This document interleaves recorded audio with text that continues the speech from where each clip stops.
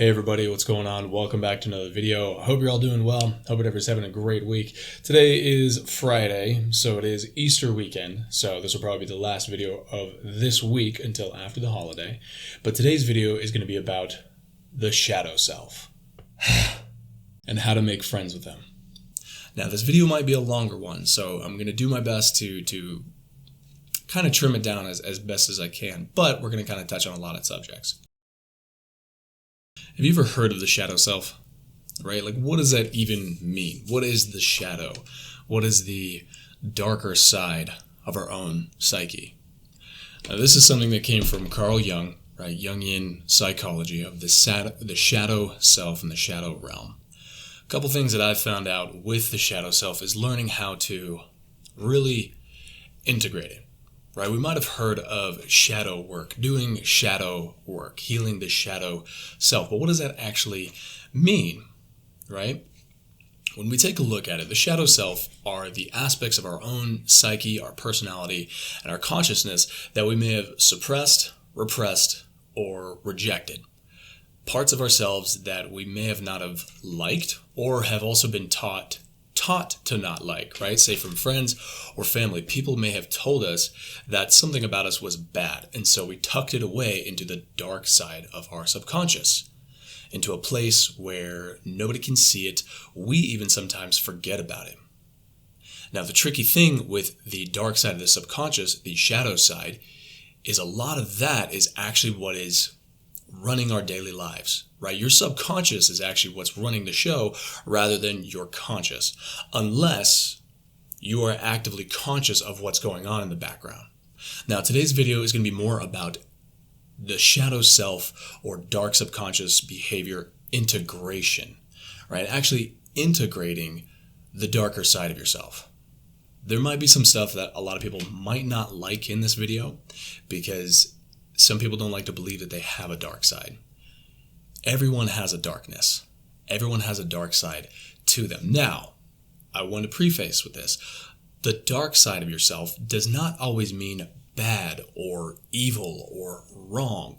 They're simply just parts of yourself and aspects of your personality that you tucked away. Now, this could be something that you might really enjoy. You might actually be a really good singer or something like that, but you were taught not to, so you stuff that into your shadow. Your shadow is actually a vocalist.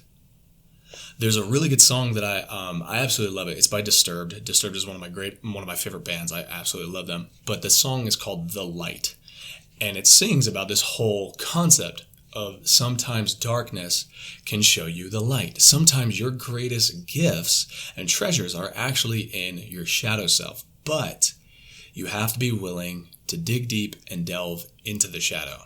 Now, how do we go about this? How do we integrate and how do we delve into the shadow self? Well, one, you have to accept that it's there.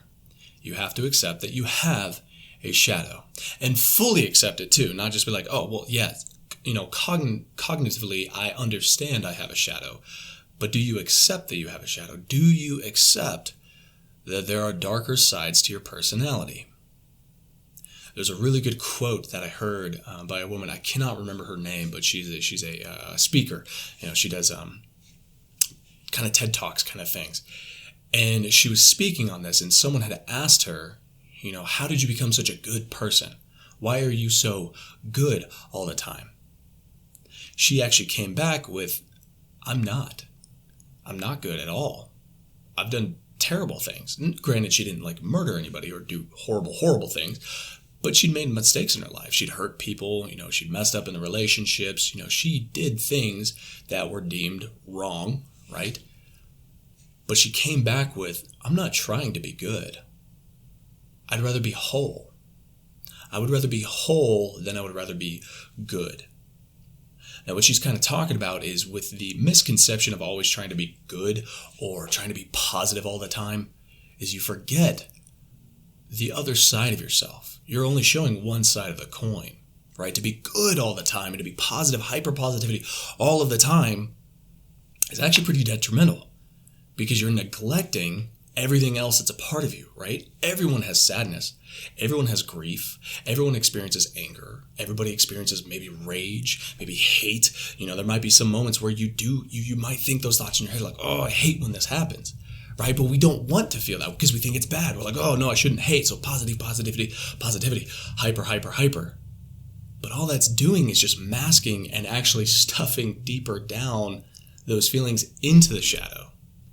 So I'd rather be whole than good. Now, with being whole, there's a lot of stuff that's going to happen, right? Remember, this is the integration and actually the welcoming of the shadow.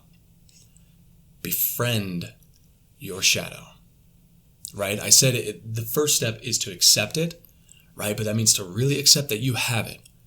Now, the second step is going to be a little bit harder, but you have to befriend your shadow. Befriend the darker side of yourself, of your soul. Now, this is something that I've recently been stepping into and doing my best to step into it, to really fully engage in what my shadow self has, what my subconscious has. Right? I spent years and years trying to run from grief, from anger, from anguish, from regret, from doubt, from fear. But all I was doing, I was just running from my own shadow. Like I was running from things that were actually trying to help me. And that's kind of what the song The Light is by Disturbed.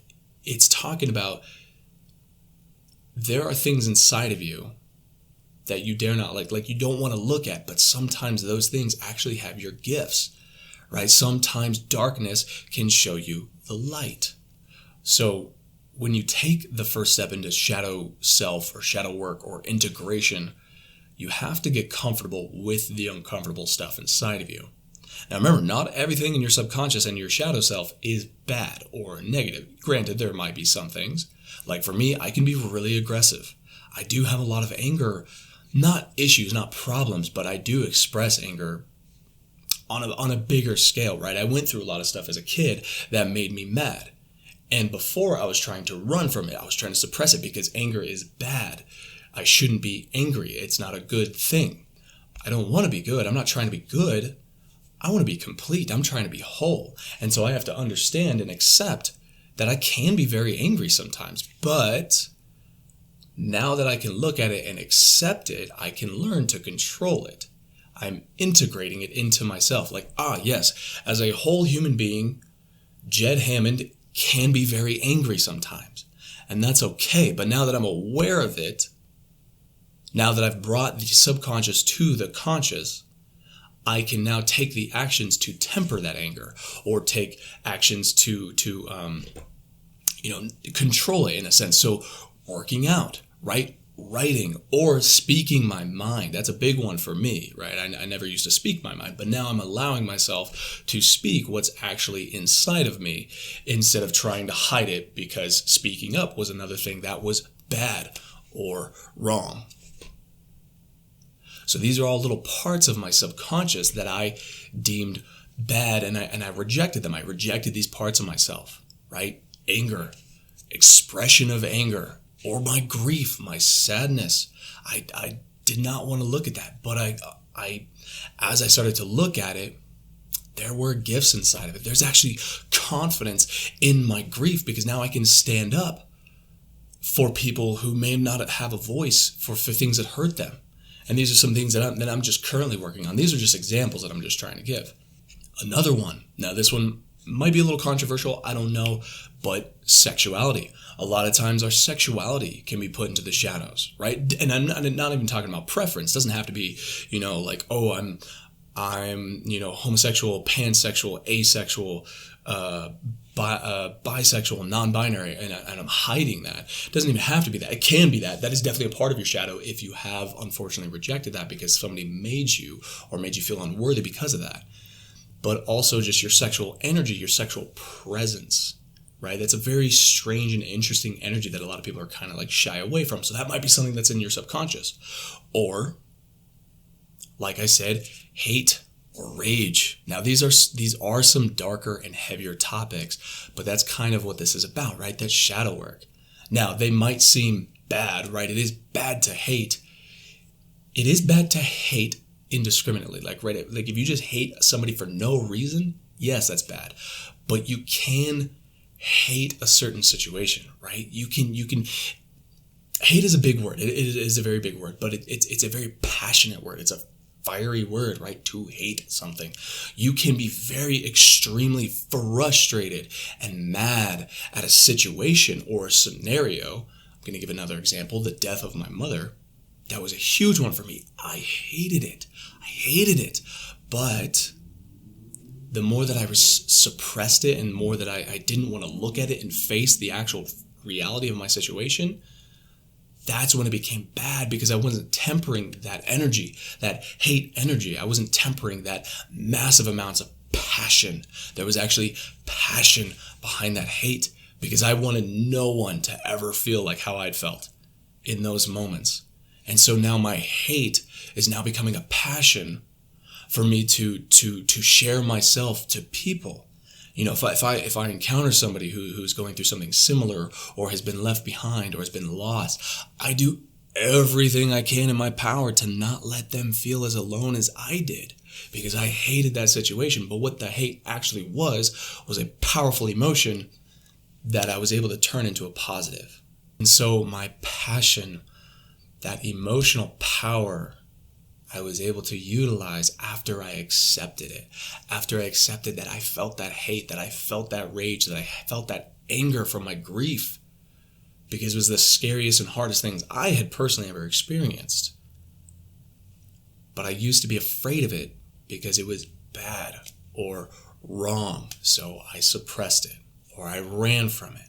I didn't want to experience it. But now, as I've been able to forgive it, to heal it, to express it, to accept it, and move it into my body, to really integrate it, it's almost like you're welcoming home an old friend, right? Someone that you might have lost contact with because you had a fight. But now I'm able to see past my rage and my hate and my pain. And now I see presence, I see love, I see forgiveness, and I experience joy. I can finally experience joy because I had to look at it. I had to accept the demon inside, the beast inside, the darker side.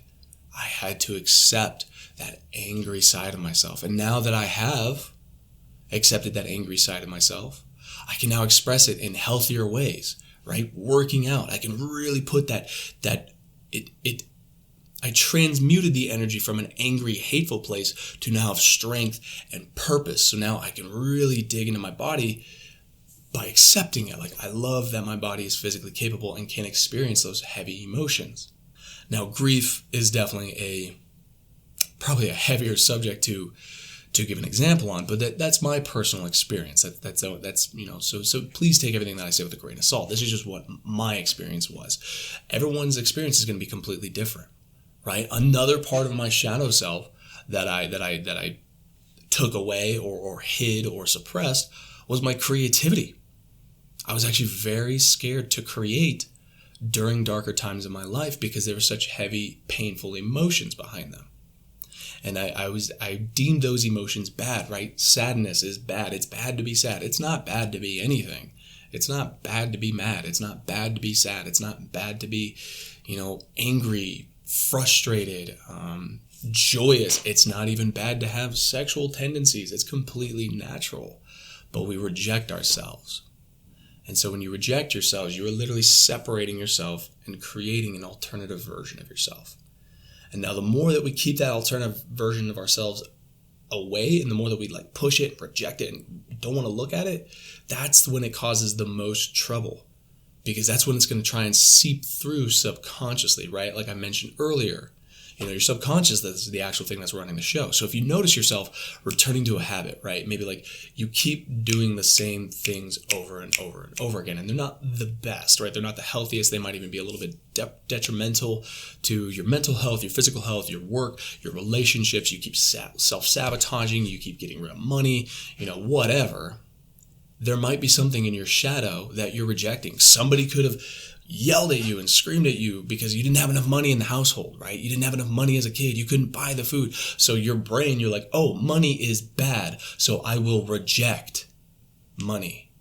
And you created a version of yourself that is afraid of money, right? But if you can look at it and understand it and welcome it home and fix that relationship with yourself about that subject, about money, relationships, health, whatever, you begin to become whole, right? You begin to become complete because you're basically accepting yourself.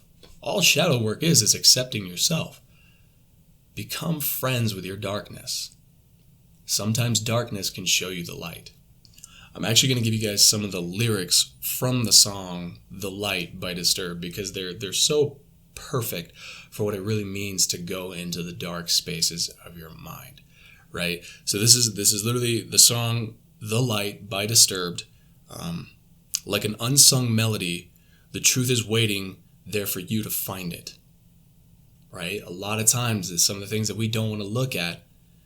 The truth is it's in the shadows, right? One of my favorite quotes is, the treasure that which you seek lies in the cave that which you dare to enter.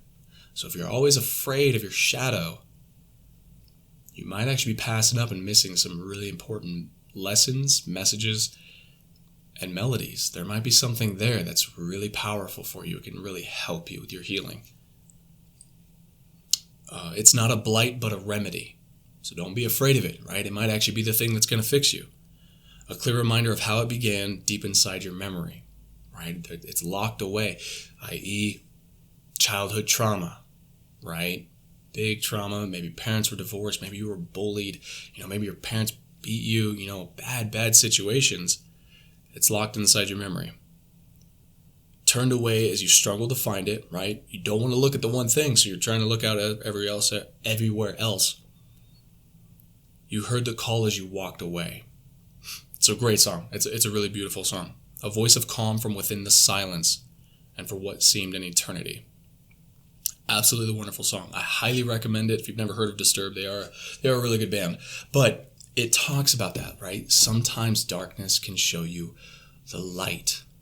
So allow yourself, if you find yourself struggling with healing, if like you're doing your best to be positive, you're doing your best to affirmations, you're really trying to manifestation, you want to just focus on the good, focus on the good, focus on the good. Sometimes that's actually going to be putting you a lot further backwards than more forward, because you have to accept that you can be angry, you can be sad, you can be full of rage, right? I don't know a single person who hasn't you've never felt that. You either really live a really good life or a pretty delusional one. And you've probably seen his videos if you've ever seen any sort of like self-help or motivational videos. Jordan Peterson's, he actually has quite a few videos on the topic of the shadow self. And he says, befriend the psychopath within, right? Become friends with the monster inside of you. Now, the monster is not always bad. It is a part of yourself. It's just the rejected part of yourselves. And something that I've personally been experiencing with it is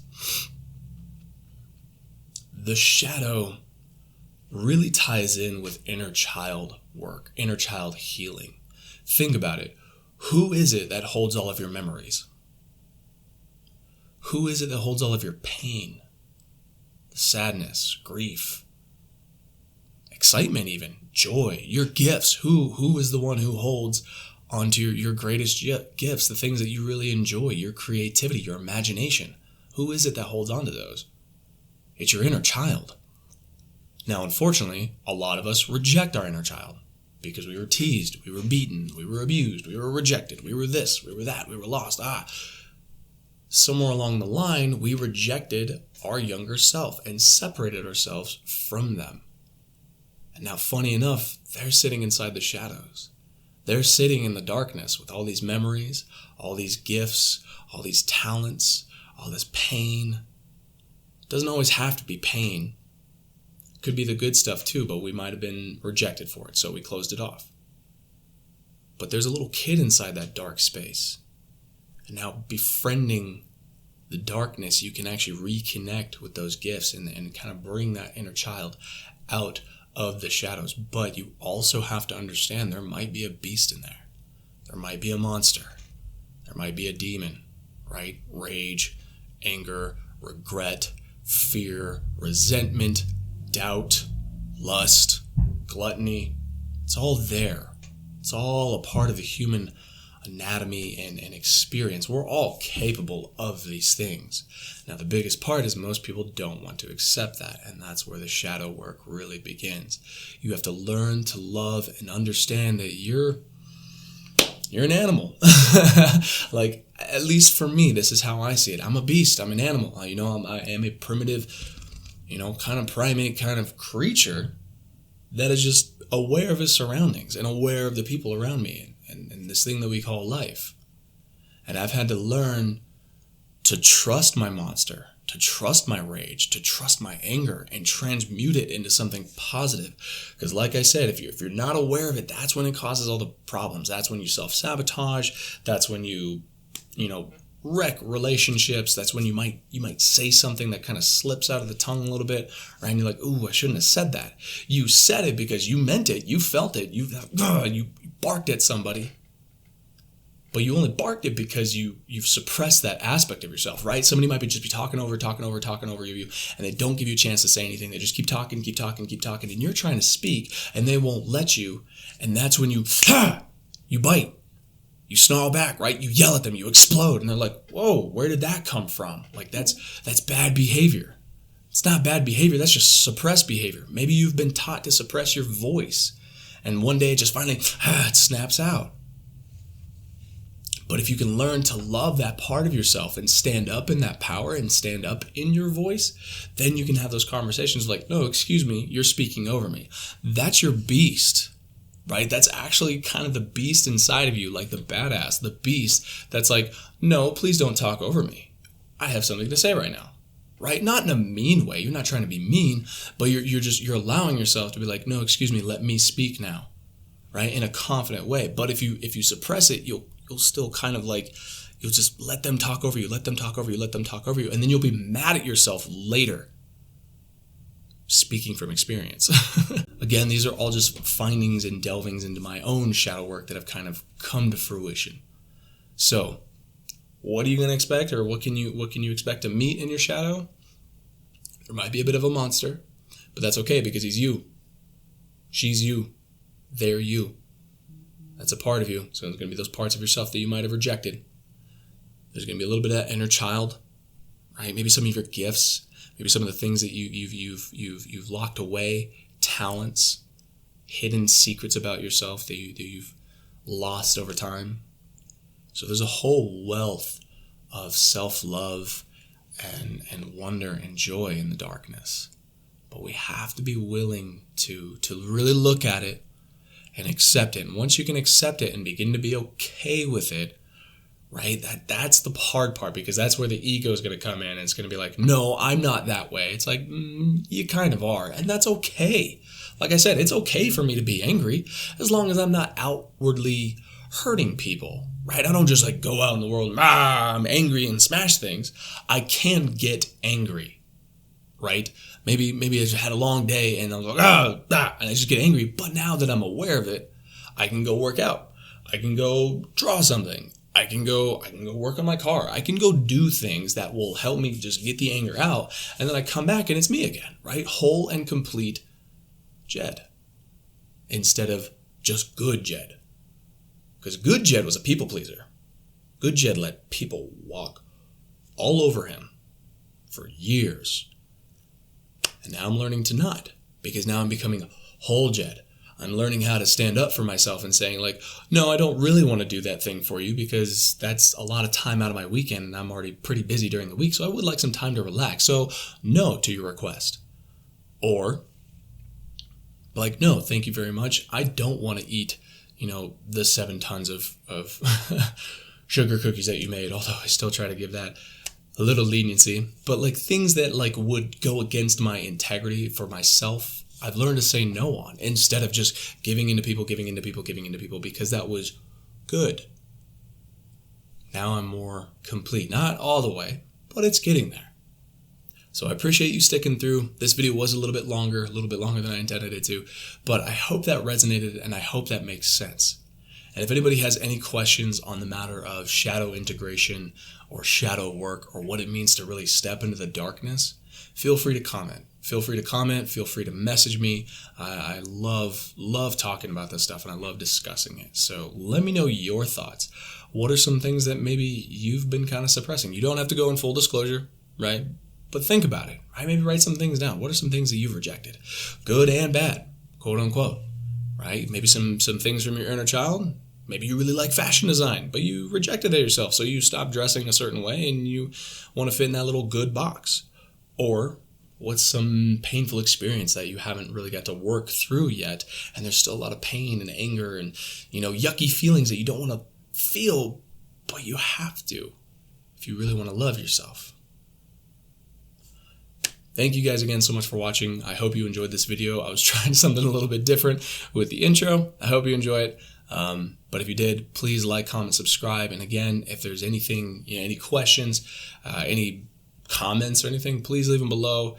You're more than welcome to reach out to me, and I love talking about this stuff. So remember, take care of yourselves, be gentle with yourself, have a wonderful Easter weekend. It is Sunday on Easter, kind of a heavy subject to talk right before Easter, but it's good for you. It's always good to go into the nitty gritty and the darker stuff. So hope you're doing well, and I'll catch you guys in the next video. Bye, everybody.